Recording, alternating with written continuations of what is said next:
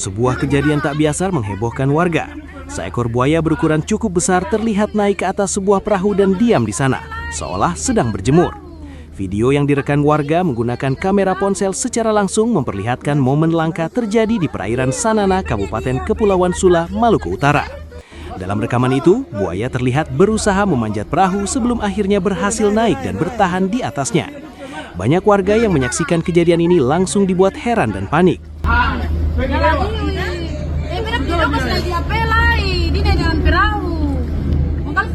Insiden terjadi di perairan sekitar pelabuhan Sanana beberapa hari terakhir ini. Buaya tersebut diduga merupakan buaya muara yang sering muncul di kawasan tersebut.